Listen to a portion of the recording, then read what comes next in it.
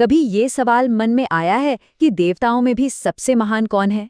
ये एक ऐसा सवाल है जिसने सिर्फ हमें ही नहीं बल्कि सदियों तक बड़े बड़े ऋषियों को भी उलझाए रखा। तो आज हम उसी महान खोज की कहानी में उतरेंगे जिसने इस सबसे बड़े रहस्य से पर्दा उठाया था। जरा सोचिए, प्राचीन काल में सरस्वती नदी के किनारे उस समय के सबसे ज्ञानी ऋषि मुनि एक साथ बैठे हैं। एक बड़ी सभा लगी है और माहौल में बस एक ही सवाल गूंज रहा है, त्रिदेव यानी ब्रह्मा, विष्णु और महेश में से असल में सर्वोच्च कौन है? परम शक्ति आखिर किसके पास है? अब इतने बड़े सवाल का जवाब कौन खोजे? इसके लिए चुना गया ऋषि भृगु को। और उनका काम आसान तो बिल्कुल नहीं था। उन्हें खुद त्रिदेव की परीक्षा लेनी थी। सोचकर देखिए, देवताओं को टेस्ट करने का काम। ये एक ऐसी खोज थी जिसका नतीजा पूरे ब्रह्मांड का नजरिया बदल सकता था। तो बस ऋषि भृगु निकल पड़े अपनी इस अनोखी और थोड़ी हिम्मत वाली यात्रा पर। उनका पहला पड़ाव था सृष्टिकर्ता ब्रह्मा और संहारक शिव के लोकों में। भृगु सबसे पहले पहुंचे ब्रह्मलोक, और यहाँ परीक्षा और भी मुश्किल थी क्योंकि उन्हें अपने ही पिता ब्रह्मा जी को परखना था। सवाल ये था कि क्या वो अपने ही बेटे का अनादर बर्दाश्त कर पाएंगे? भृगु का प्लान बड़ा सिंपल लेकिन धाकड़ था। उन्होंने दरबार में घुसते ही ब्रह्मा जी को पूरी तरह नजरअंदाज कर दिया। ना कोई प्रणाम, ना कोई तारीफ, और ये कोई भूल नहीं थी, ये जानबूझकर किया गया अपमान था ताकि ब्रह्मा जी के असली स्वभाव का पता चल सके। और इसका असर फौरन दिखा। ब्रह्मा जी का चेहरा गुस्से से लाल हो गया, उनकी आंखें आग उगलने लगी। हाँ, भृगु उनके अपने बेटे थे, इसलिए उन्होंने खुद को काबू में तो कर लिया, पर यह साफ था कि वो रजोगुण यानी क्रोध और पैशन के अधीन थे। एक ऐसा गुण जो भौतिक दुनिया से जुड़ा है। तो ब्रह्मलोक का टेस्ट तो हो गया। अब भृगु कैलाश पर्वत की ओर बढ़े, जहां उनका सामना होना था महादेव शिव से, वो जो अपने प्रचंड क्रोध के लिए जाने जाते हैं। यहाँ भृगु ने टेस्ट को एक लेवल और ऊपर पहुंचा दिया। जब भगवान शिव प्यार से उन्हें गले लगाने आगे बढ़े तो भृगु ने उन्हें झिड़क दिया और उनका अपमान करने लगे।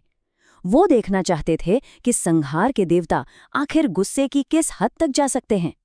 और शिव का गुस्सा वो तो ब्रह्मा जी से कई ज्यादा था। वो इस अपमान से इतने ज्यादा भड़क गए कि उन्होंने भृगु का अंत करने के लिए अपना त्रिशूल ही उठा लिया।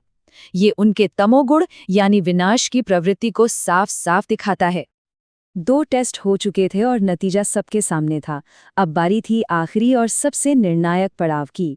भृगु अब अपनी सबसे बड़ी और सबसे साहसी परीक्षा के लिए आगे बढ़े। भृगु पहुंचे एक क्षीरसागर, जहां भगवान विष्णु शांत भाव से आराम कर रहे थे। यहाँ का माहौल एकदम शांत था, पर इसी शांति में सबसे बड़ा तूफान आने वाला था। और फिर भृगु ने वो किया जिसकी कोई सपने में भी कल्पना नहीं कर सकता। उन्होंने अपमान की हर सीमा को लांघ दिया और सीधे जाकर भगवान विष्णु की छाती पर लात मार दी। एक ऋषि का भगवान पर ऐसा प्रहार, ये अकल्पनीय था। लेकिन इसके बाद जो हुआ उसने पूरी कहानी ही पलट दी। गुस्सा करना तो दूर, भगवान विष्णु ने तुरंत उठकर भृगु से माफी मांगी। उन्होंने कहा, हे ऋषि, मुझे माफ कर दीजिए, मेरे इस कठोर सीने से टकराकर आपके कोमल पैरों में चोट तो नहीं लगी।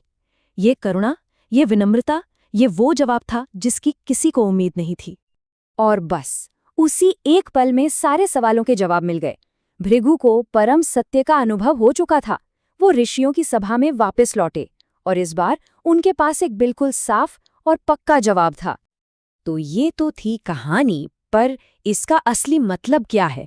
चलिए अब इस कथा के पीछे जो गहरा आध्यात्मिक राज छिपा है उसे समझते हैं। इसका जवाब परमात्मा के कॉन्सेप्ट में छिपा है।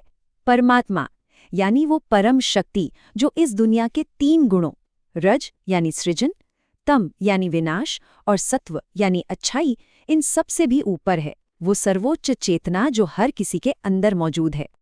तो अब देखिए, पूरी पिक्चर क्लियर होती है। विष्णु ही असल में परमात्मा का वो रूप है जो इन भौतिक गुणों के असर से पूरी तरह आजाद हैं, इसीलिए उन्हें गुस्सा नहीं आया। जबकि ब्रह्मा और शिव हैं तो उन्हीं परमात्मा के अंश, पर वो रजोगुण और तमोगुण जैसे गुणों के दायरे में काम करते हैं। ये टेबल पूरी कहानी का निचोड़ है। देखिए, ब्रह्मा जुड़े हैं रजोगुण से यानी पैशन, इसीलिए वो क्रिएशन करते हैं। शिव जुड़े हैं तमोगुण से, यानी विनाश, तो वो संहार करते हैं।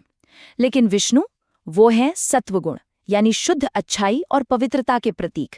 इसीलिए वो पालन करते हैं, और यही बात उन्हें परम सत्ता बनाती है।